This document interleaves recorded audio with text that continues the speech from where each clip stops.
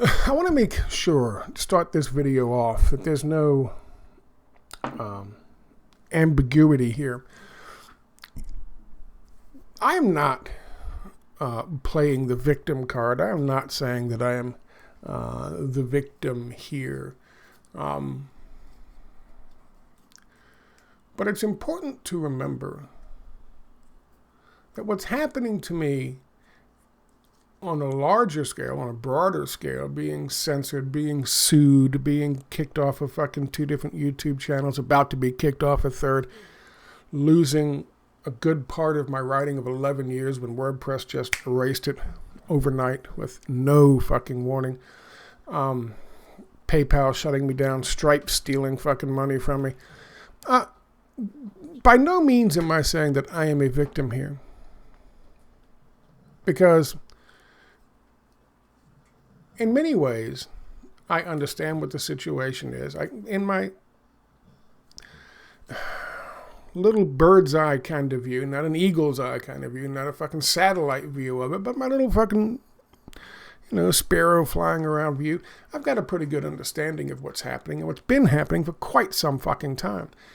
And I decided a long time ago that I would speak out. I would do the best that I could to serve as a journalist and somebody who is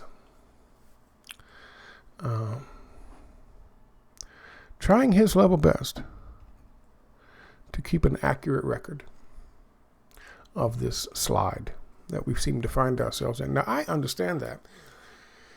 Many others kind of been surprised by it, who enjoyed being promoted on YouTube or Instagram, who enjoyed certain benefits, some financial, some societal, but all of a sudden they've been canceled, they've been kicked off, they've been removed, and suddenly they were kicked into a realm that they were wholly unfamiliar with and not prepared for. It's them we're talking about. The other conspiracy theorists. He hasn't been canceled yet, but I saw that ChatGPT called Uncle Hotep a conspiracy theorist. The usage of that term as a derogatory means by which to negate someone's reach and credibility. We're going to see that spread very, very thin. It's already happening. I mean, it used to be you had to go, you had to go full fucking Scott Creighton or Alex Jones to get that fucking label. Nowadays, you can have the wrong opinion about Coke and Pepsi and get the same fucking treatment, it seems. And that's what we're talking about today. But more importantly, and this is where I want to make sure people understand I am not equating one thing to the other, but more importantly,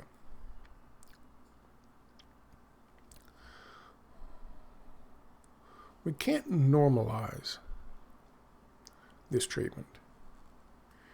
It must always be abhorrent. It must always be despicable. And we must always reject it and never, ever, ever, ever blame the fucking victim. Now, this is where I'm going to go to start with, and people are going to say, how dare you make this connection? The connection is there, the connection should be made, and the connection is valid. Though rape is certainly a very, very offensive and horrible and immoral thing to do, and even prisoners hate fucking rapists. Even criminals hate fucking rapists.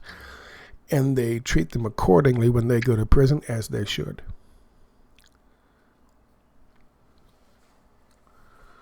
But stealing someone's livelihood, stealing someone's credibility, stealing the respect that someone should deserve, silencing them, unpersoning them in some cases, like many doctors who spoke out before it was acceptable to speak out against what was happening during the Rona progression. These actions are at least vaguely similar, because it is an intrusion, an invasion of your privacy, and it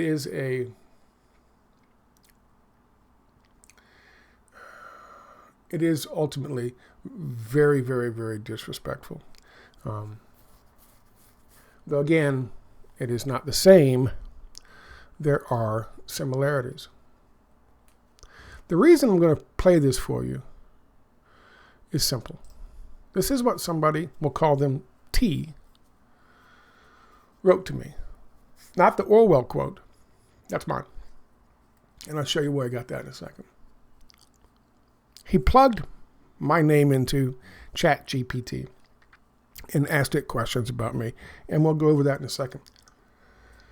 But these two statements and two separate emails are his writing. His cautionary writing to me. He wrote to me, it knows nothing more than you throw out there. The system is a system, but it's dumb, and it knows just what you put out there. You are putting yourself out there. As it called me a conspiracy theorist. Not once, not twice, but 3 times. And would continue to do so if he continued to ask. Now again, this is not the connection that I'm making with this video. What has happened to me is mild in comparison to what has happened to doctors who have lost their practices, lost their license to practice medicine.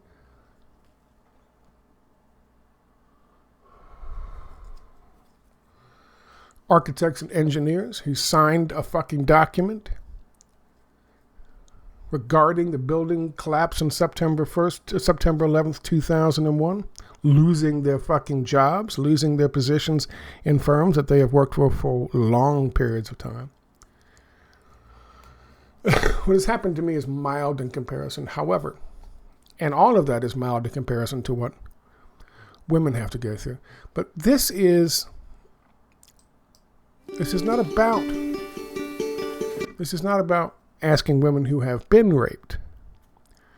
This is about asking women at various stages in their lives, from the ages of 18 to 50, what they think about a phrase. And that phrase is, she was asking for it. And what brought me to this, you're putting yourself out there. You were asking for it. Let's have a look at what women from the ages of 18 to 50 think about that phrase. She was asking for it. Robbed. That just makes me mad. It doesn't matter what that person was doing. Nobody asked to be taken advantage of. No one asked for something like that to be taken from them. Lame excuse. Wrong. When that phrase comes up, you think of rape, and that's never the case. Stupid. It's an act committed on somebody in a non-consensual way, and that's what that act means, so no one really asks for it. It should never be said. Disgusting. Bullshit. She was never asking for it. It's lame, it's a horrible excuse. Just ugly. Not true. It doesn't matter what she looked like, what she was saying. Nobody deserves to have the control over their body taken away from them without their consent. Lie. Ugh, the worst. I don't think it should be used as an excuse at all. BS. That's not true.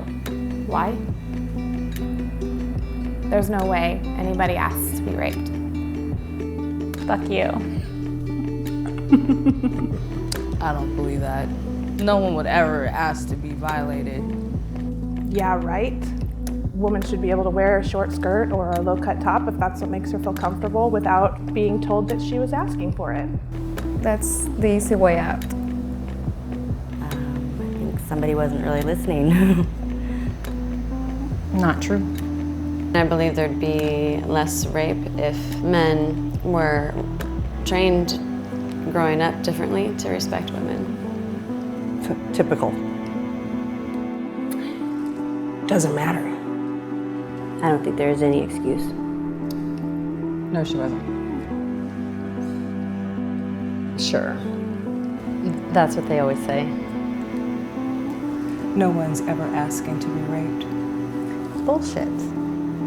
It shouldn't be an excuse. Rape is rape. Ooh, anger. If she was asking for it, it's not rape then. It was consent. So rape, I don't think someone would consent and go ahead and say someone raped me. No, stop it. Ridiculous. That whole concept is stupid. Nobody's actually asking for anything. It's stupid.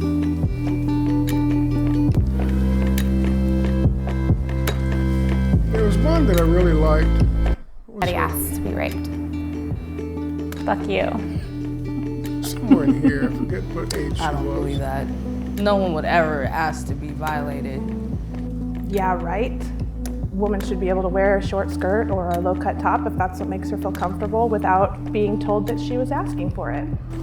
Woman should be able to wear a low-cut skirt, low-cut top, or a short skirt if it makes her comfortable without being told she's asking for it.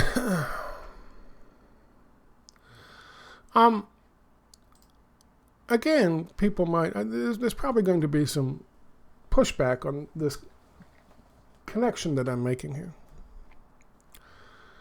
I am a journalist, and I have been doing this for a long time. For a long time. This is just Sandy Hook. In a few seconds, I'm going to read to you what it says about what ChatGPT says about me and Sandy Hook. This is what I've done on just Sandy Hook. Just Sandy Hook. And this is not all of it. This is just what was archived before it was removed, before my website was deleted by YouTube. This is some of my writing. Again, not all. It stops at 2018. I don't have all the rest. There are tons of things and topics that I covered over the years. A variety. Some personal, but mostly all geopolitical or politics or events that take place, and trying to better understand them and to give you and the readers a better understanding. Here is that quote from George Orwell's 1984, Book 1, Chapter 3. And if all others accepted the lie which the party imposed, if all records told the same tale, then the lie passed into history and became truth. Who controls the past, ran the party slogan, controls the future. Who controls the present, controls the past. This was about, in 2009, the Ministry of Truth setting up in San Antonio, and it's going to cost us $4.7 billion a year. That was in 2009.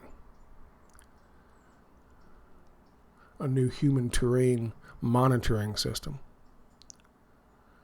that would spy on us and keep us under control. Covered that in 2009.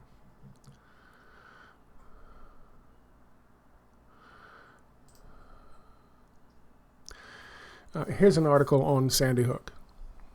This was 2013. Secret legislation to keep the details of the investigation a secret and to extend this policy to other police investigations.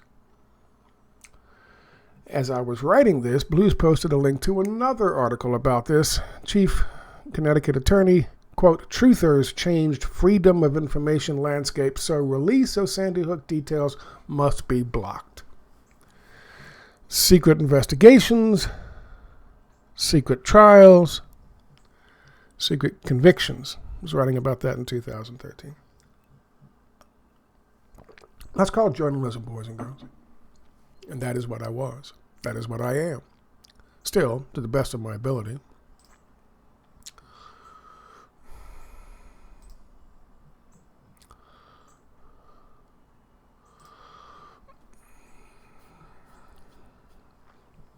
It knows nothing more than you throw out there.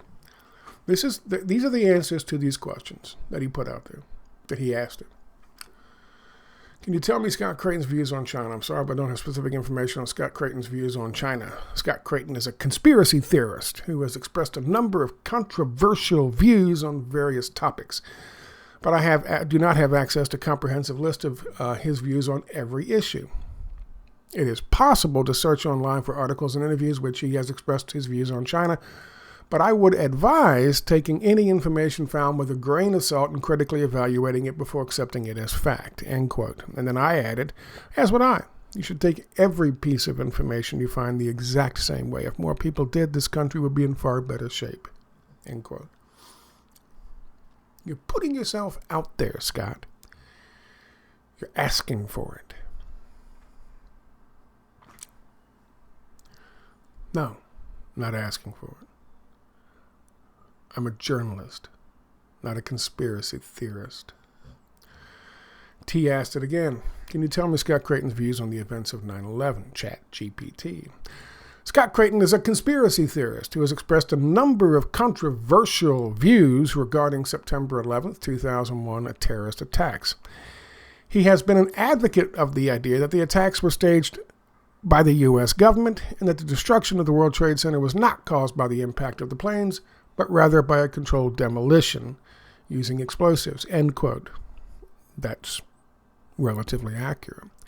But I never said it was by the government, but a faction within the government.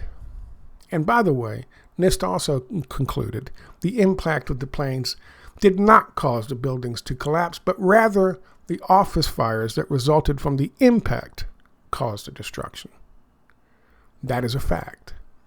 That is NIST's conclusion. So the propaganda being spouted by ChatGPT isn't wholly accurate or well informed at all.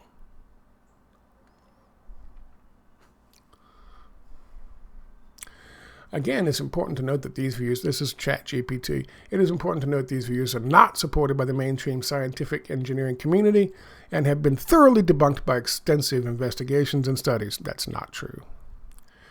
The official explanation of the 9/11 attacks was determined by multiple independent investigations. Again, not true. Is that the buildings were brought down by the impact of the planes and the subsequent fires they caused. It is always important to critically evaluate information and seek out multiple sources to arrive at a well-informed understanding of events, especially in cases like this where there are many conspiracy theories out there and misinformation circulating. I absolutely 100% agree with that.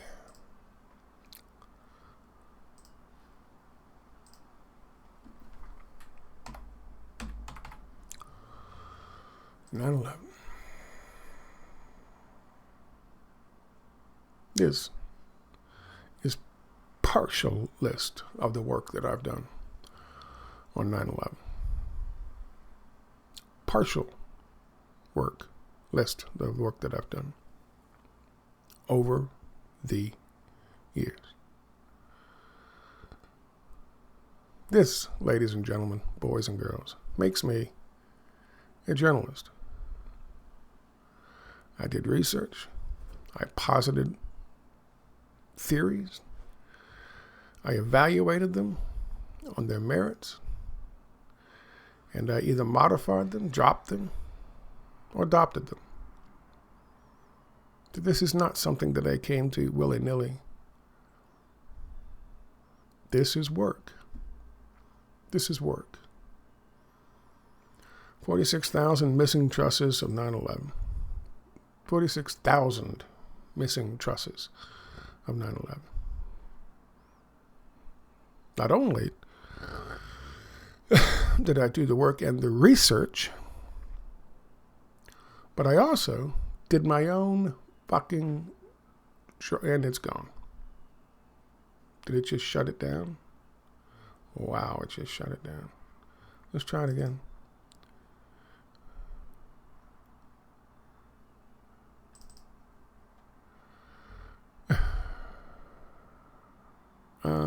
No, cancel that.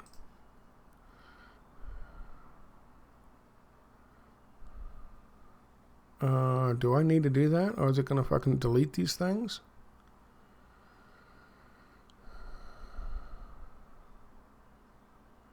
No, start recovery. God damn it.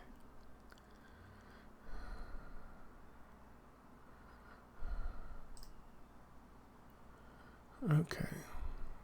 Now let's hope this doesn't kill it again. It might. As I was saying, this is my work on 9/11. You see these drawings? I did these drawings. I did this one. I did this one. I did this one. That's a 3D model. Remember when we were told by popular mechanics early, people were asking, how the fuck did these things collapse? And we were told by popular mechanics, oh, the design was a tube within a tube. There was hardly any structure in there. There's me drawing in 3D the entire fucking structure of the Twin Towers. I actually built a model like this, all 110 floors of it. This is journalism. This is what I do. This is what I've done. I am not a conspiracy theorist. I am a journalist. I spent days looking for the 46,000 trusses and all of the photographs. Could not find one. 46,000 trusses. Trusses that are this size. That is a scale model of the trusses. There were 46,000 of these, made of architectural steel, not just structural steel, architectural steel. That, by the way, would not melt in an office fire. Impossible. It's called physics. I even did a breakdown of how the demolition probably was carried out, all in illustrated format. That is not conspiracy theory. It's called journalism. And that, ladies and gentlemen, boys and girls, is what I was. And what I'm still proud to say, I remain.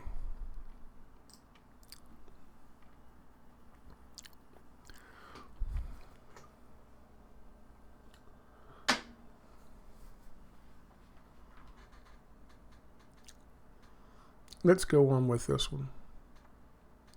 Sandy Hook. I had pulled up a thing on Sandy Hook. Well, that's 9/11. Let's go back.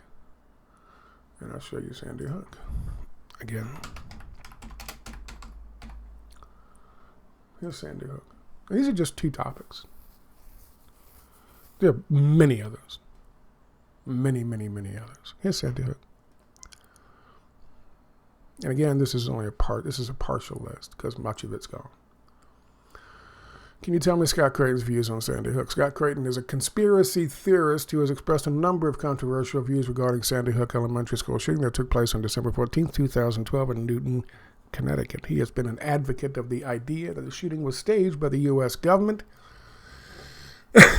carried out by the U.S. government, and that it was a false flag operation designed to justify increased gun control measures.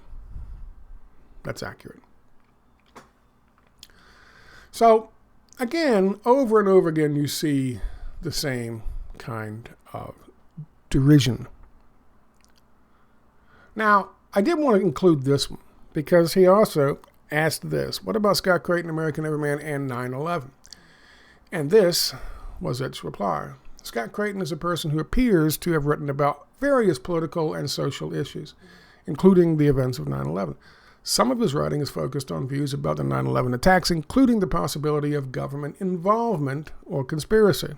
In this context, now this is where it gets interesting.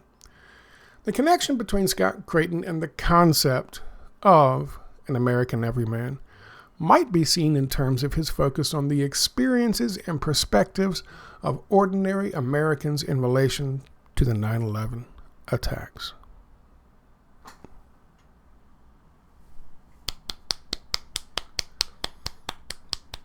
As someone who has written about 9/11 from a critical perspective, Scott Creighton could be seen as a representative of a particular strand of American opinion on the events of that day. Bravo. Thank you very much. What some people can't figure out as to why I chose American Everyman as my moniker, as my, brand, if you want to call it that, the title of my fucking website. What some people can't figure out, ChatGPT did. And notice, nowhere in there is the mention of conspiracy theories. Interesting. I am a journalist.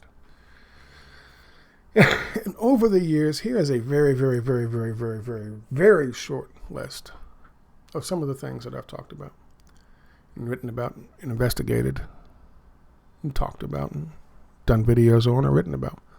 Nord Stream 2 demolition. The day after I had done the research and was looking into it and I figured out that the fucking Baltic Operations 22 was where they planted the fucking explosives. Up until a week ago, that was my conspiracy theory that even folks on the fucking left, even folks on the alt-right wanted no part of. What the fuck are you talking about? Seymour Hersh says the same thing. He's a journalist. I say it, I'm a conspiracy theorist. Difference is he used to work for the New Yorker and New York Times. Ergo, he's a journalist. Like all those journalists for the New York Times who wrote lies about Iraq weapons of mass destruction. They were continually writing lies to this day in support of whatever foreign policy or domestic policy agenda they have in store for us. I wrote about Nord Stream 2 demolition. Did a video on it, 2 videos on it, on the 28th and the 29th. It happened on the 27th of September. Both videos concluded that they obviously planted the fucking explosives during those operations. And I had evidence that led me to that conclusion. I didn't just pull it out my ass. But I was a conspiracy theorist for it. Seymour Hersh comes around and says the same thing. He's a journalist.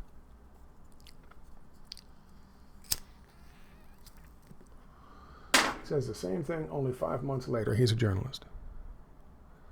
9/11 controlled demolition. We've already talked about that. I've already shown you all that. I've shown you the kind of work that I did on that. Not even close to the thousands of hours that I've put on that. Palestinian rights and the apartheid state of Israel, which I proudly call out Israel as an apartheid state.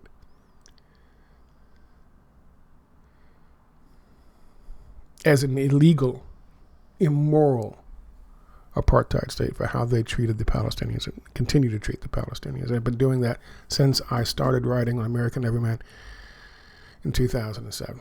Sinking of the Cheonan. We were ready. Hillary Clinton was beating the fucking war drums to go to war with fucking North Korea and try to get South Korea to go to war with North Korea. And a few people looked into it, did the work, stayed up all night, studied the pictures, studied the drawings, made comparisons, and said, wait a minute. that piece of fucking scrap you got off the bottom of the goddamn South China Sea or whatever the hell it was. Not the South China Sea, but doesn't match what you claim to be a North Korean torpedo. It's not a North Korean torpedo. And she had to retract her statement. The Ministry of Defense in fucking South Korea had to resign. And that war was thwarted. A lot of people were involved in that. And I was one of them. That's called journalism. And of course, the early lockdown reporting I did as it was happening at the beginning of the lockdown stage down here in Florida, showing how dangerous and counterproductive it was to stopping the pandemic.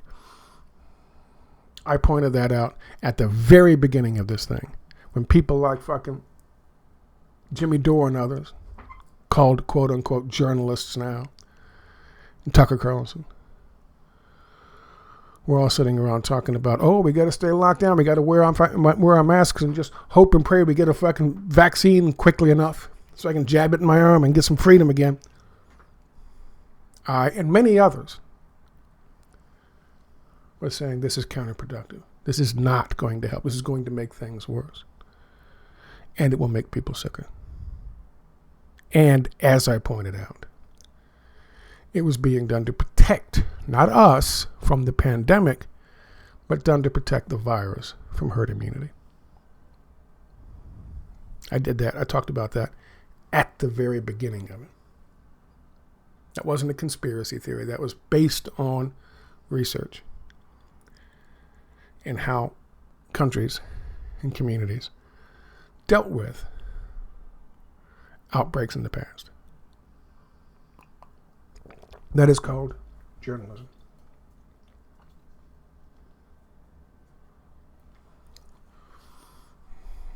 Those are just 5. There are literally hundreds. I have maybe written 10,000 at least. Those are just the ones that I just showed you. They're not videos. None of these are videos. This is all my writing over the years. And I continued to write up into 2020. I guess every now and then occasionally I still write. But this is all writing. This is all articles that I wrote.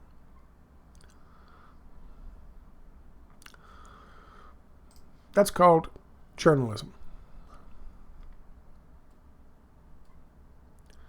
And I should not be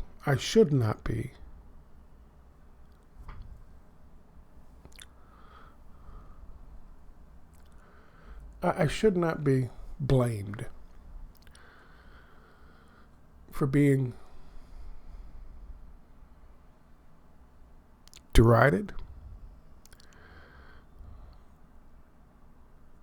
with terminology like conspiracy theorist, and he's a conspiracy peddler and tinfoil hatter. These are things being done to us because we continue to try our best to put information out there, to do what journalists are supposed to do. I was early and probably the only one on the left back in the day, and not a fan of fucking Donald Trump. And I was very early coming out there saying that report they released on January the 7th, based on the fucking Golden Shower dossier, and the one they did before that in December, which was torn to shreds by the internet hours after it went up. But I came out there and said this thing, and I went through it line for line, told people exactly how fucking full of shit it was, and showed you where even the fucking agencies that had wrote the thing and put the thing up there had put disclaimers on every single fucking page. trying to absolve them from the bullshit, from people looking back at them and saying, this is all bullshit. Yeah, well, here's our disclaimer. We told you right there we didn't actually believe it. I was doing that January the 8th. The report came out January the 7th. And I am not a fan of Donald Trump. Political orientation means nothing to me. I try my best to tell people the truth as best I can. That's what journalism is, and that is what I do.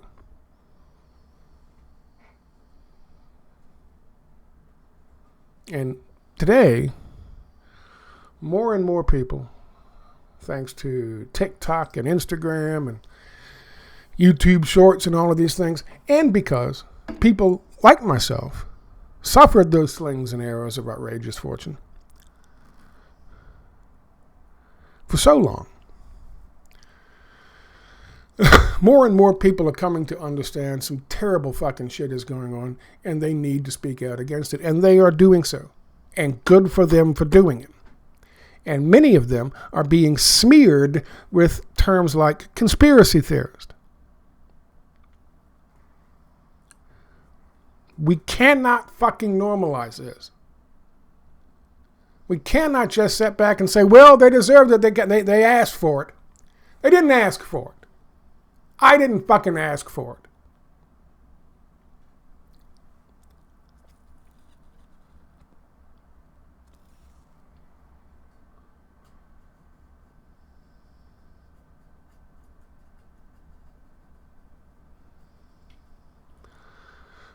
We can't normalize this. This is not something that they brought upon themselves.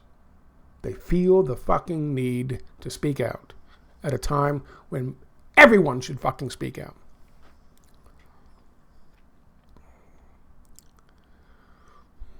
And they are being ostracized, canceled, demeaned. In some cases, their bank accounts are being shut down. We cannot fucking normalize this fucking behavior.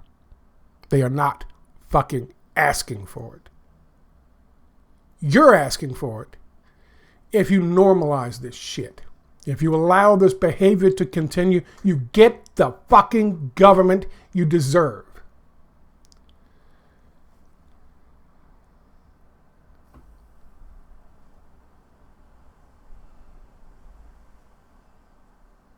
I put a lot of stuff out there. Stuff that was and is, I believe, probably either 99 or 100% fucking accurate. All of it. I stand by all of that shit I wrote. I can pull up something right now from that fucking list and I can talk to you about it in detail, in depth about it. And 99% of the time, I'll still stand with it. I have never, ever produced something or wrote something that I didn't fully believe in. Or a lie. Or something to garner fucking views. Or clicks. Or advertising revenue. I am a journalist. And when we start as a nation, as a group of people, accepting that this is what's going to happen to people who speak out, and this is what we get. And if all others accepted the lie which the party imposed, if all records told the same tale, then the lie passed into history and became the truth. Who controls the past, when the party slogan controls the future. Who controls the present controls the fucking past. This isn't about me. It isn't about the doctors. It isn't about other fucking writers. It isn't about Uncle Hotep. It's about what we represent. It's about the work that we put in. It is about the history that is being erased, that is being rewritten. This is what we stand for. And this is what's being demeaned. And this is what's being raped. Because we asked for it. No, sir. We didn't.